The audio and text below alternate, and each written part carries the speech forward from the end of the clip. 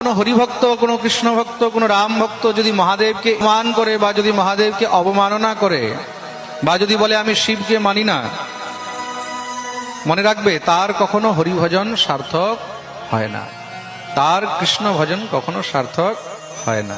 কেন? মহাদেব হলেন পরম বৈষ্ণব, বৈষ্ণবানাম যথা শম্ভু। মহাদেবের থেকে বড় বৈষ্ণব কিন্তু আর কেউ নেই। দ্বাদশ ভাগবতের মধ্যে একজন হলেন মহাদেব।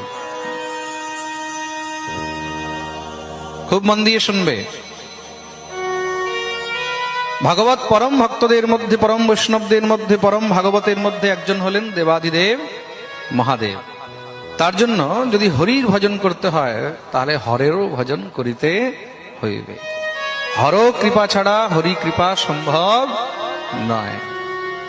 হরিধাম যেতে হলে আগে হরধাম যেতে হবে। হরধাম কোথায় জানো? হ্যাঁ, শ্মশান।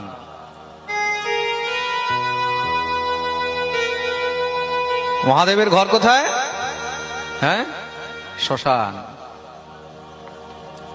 মহাদেবকে শ্মশানবাসী বলা হয়েছে। তো হরিধামে যাওয়ার আগে হরধাম যেতেই হবে। হরধাম না